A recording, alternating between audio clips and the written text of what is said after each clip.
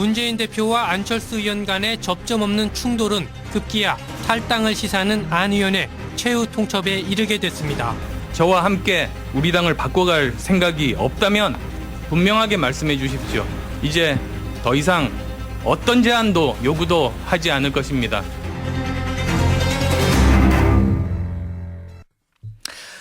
위기의 새정치민주연합, 결국은 마지막 선택의 기로까지 온 것 같습니다.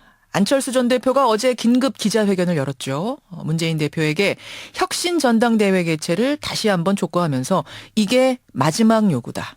일종의 최후 통첩을 한 겁니다. 탈당이란 단어를 쓰진 않았지만 문맥상 이번에도 수용이 안 되면 탈당을 염두에 두고 있다는 걸 누구나 알 수 있는 그런 기자회견이었습니다. 자, 이제 문 대표는 어느 쪽이든 답변을 해야 하는 상황이 됐습니다. 들어보죠. 문재인 대표의 입장을 사실상 대변해온 분, 새정치민주연합 최재성 총무본부장 연결이 돼 있습니다. 본부장님 안녕하세요. 안녕하세요. 안녕하시냐는 인사를 드리면서도 제가 편치가 않네요. 예. 어제 안철수 전 대표 기자회견은 저도 실시간으로 지켜봤습니다만 전보다 훨씬 비장한 어조였고 사실상 지금 최후 통첩이다 이런 느낌이 들던데 어떻게 느끼셨습니까? 사실 어제 안 전 대표님의 기자회견은 뭐 한마디로 그 전당대회를 다시 하자는 그런 기존의 말씀을 되풀이하신 것이 핵심이 되겠습니다. 예. 이미 문재인 대표께서 많은 고민과 또 의견 수렴을 거쳐서 전당대회는 사실상 불가능하다. 그리고 좋은 방법이 아니라는 당내의 대다수의 의견이 있었거든요. 그런 것을 다 수렴해서 이미 지난 기자회견 때 이제 좌고우면할 시간도 없고 그래서 앞으로 가겠다 이런 얘기를 했기 때문에 예. 다른 내용을 찾아보기가 어려웠습니다. 그 말씀은 이미 문재인 대표의 답은 지난 기자회견에서 끝이 난 거다. 더 이상의 어떤 고민할 부분은 없다 이런 말씀인가요? 이 안철수 대표께서 말씀하신 소위 이제 혁신안에 대해서 예. 당에서 어떻게 수렴하고 실천할 것인가 이런 것이 남은 것이고요. 안철수 대표께서도 혁신이 중요한 것이고 혁신의 내용에 대해서 응답하라고 말씀을 계속 해오셨기 때문에 그것을 어떻게 실천하고 총선 일정을 차질 없이 진행할 것인가가 중요한 문제로 남은 것입니다. 다시 또 같은 말씀을 드리기가 좀 어려운 상황 아닌가 싶습니다. 이미 결론이 났군요. 근데 어제 그 기자회견 중에 안철수 전 대표는 어떤 이야기를 하셨냐면 전에 내가 제안했던 그 10대 혁신안을 왜 여태 수용하지 않다가 이제야 수용한다고 하느냐. 그거 진정성 있는 거냐? 이렇게 공개적으로 질문을 하셨어요. 거기에 대해서는 공개적으로 좀 답을 주실 수 있습니까?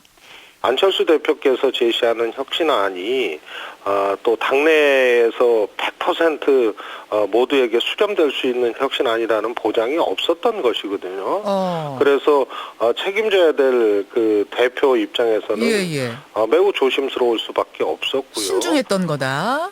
그래서 12월 3일 기자회견 전에 이미 그것에 대한 수용 의사를 말씀을 하셨고 그것을 12월 3일 날 재차 확인을 했고요. 또 그 이튿날인 12월 4일 날 또 이 구체적인 그 당원 당규에 그 반영할 방안을 마련을 하라고 또 지시를 하셨습니다. 그래서 정치라는 것이 안철수 대표처럼 당의 중요한 역할을 해오셨고 하고 계신 분의 이야기를 이제 한 달 전에 얘기거든요. 그래서 그것을 최종적으로 수렴을 한 것을 가지고 또 뭐 했니 안 했니 하는 것은 왜 빨리 안 받았느냐 뭐 이런 그렇죠. 것은. 그 시기적으로 왜 하필이면 그때 했냐 뭐 이런 얘기하고 같은 말씀인데 그렇게 또 얽매일 문제가 아니지 않습니까? 어떻게든 알겠습니다. 통합하고 해결하자는 뜻이기 때문에요. 그래서 그 요구했던 안 전 대표가 요구했던 10대 혁신안은 이제 우리가 수용을 하지만 혁신 전당대회는 물리적으로 불가능하다 지금 이 말씀이시잖아요. 근데 이제 안 전 대표는 그 부분에 대해서 어제 얘기를 했습니다. 물리적인 일정이 불가능하다는 거는 이건 말이 안 된다. 왜냐하면 지난 시절을 돌아보면 총선 앞둔 그해 초에 전당대회를 열거나 혹은 그에 준하는 총선 리더십 재창출을 항상 해왔다. 이번이라고 못한다는 건 변명이다. 이러시더라고요. 조금 다른 겁니다. 뭐냐면 당내 지금 안철수 대표께서 말씀하신 것은 예.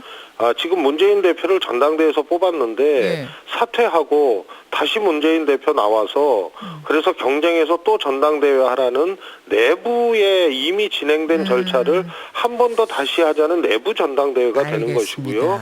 과거의 전당대회 총선 앞두고 한 전당대회는 당 바깥의 세력과의 네. 통합전대였기 때문에 1대1 구도를 만들기 위한 그런 전당대회였다는 것입니다. 그 부분도 그런 의미에서 좀 무리인 주장이다 이 말씀이신데 그 분열에 대한 부분은 어떠세요? 안 전 대표가 어제 어떤 이야기를 했냐면 당이 분열하기 때문에 혁신 전당대회를 못 치른다는 문재인 대표 말씀은 마치 국론이 분열되는데 대통령 선거는 왜 하느냐는 논리와 같다.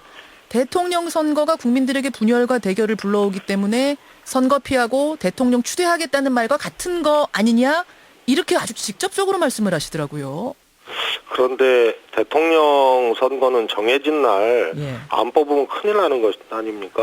예, 예. 그런데 뽑힌 대통령을 다시 그만두라 그러고 다시 선거하자 그러는 것은 좀 적절한 비유가 아닌 것 같습니다. 그래서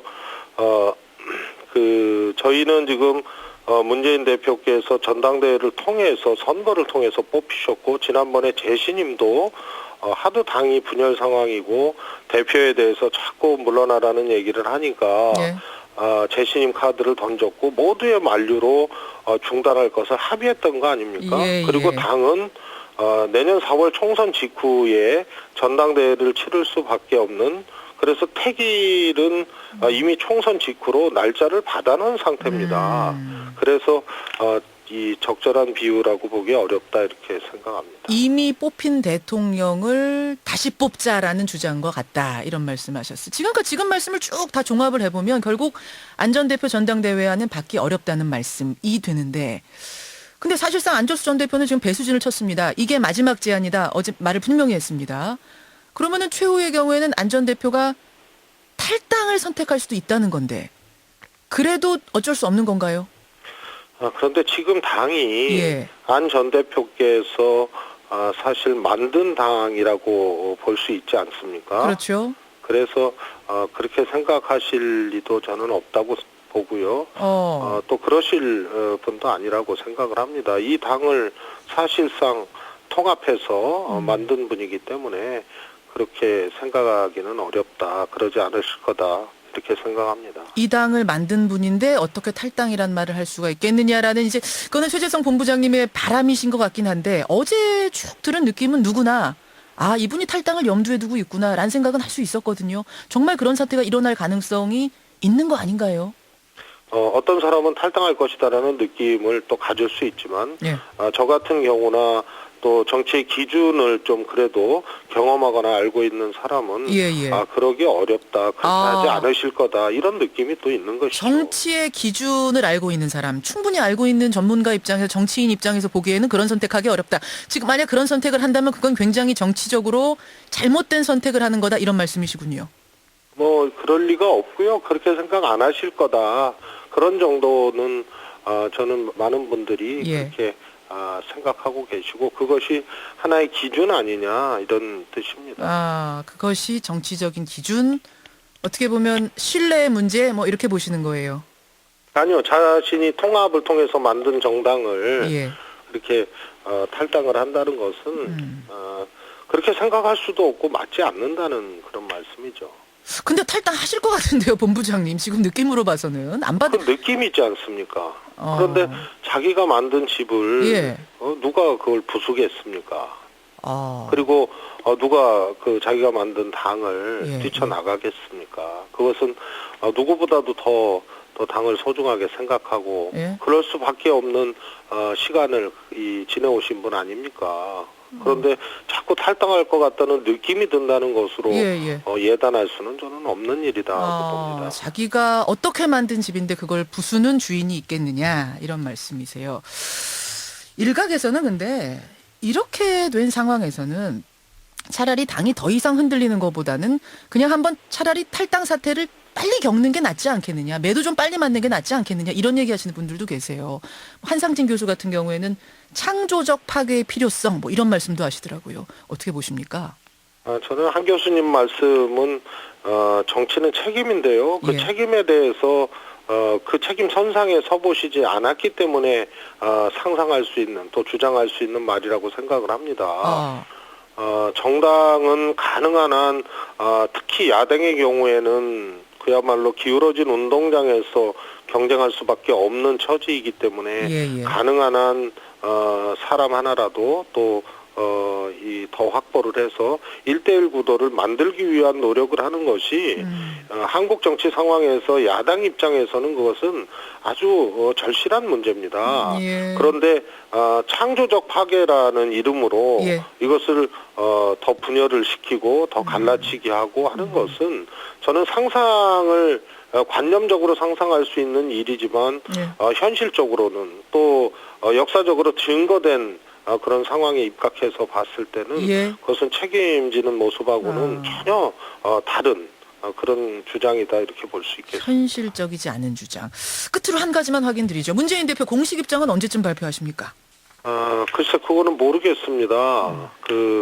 어제 안철수 전 대표께서 하신 말씀은 지난번에 주장하고 같은 말씀을 하신 거거든요. 그렇죠. 그래서 또 당대표가 또 같은 말씀을 해서 또 이렇게 뭐라 그럴까요? 마음을 서로 또 상하게 하는 이런 일을 또 해야 되는지 그건 또 이렇게 논의한 바는 없습니다만 어떠실지 그건 잘 모르겠습니다.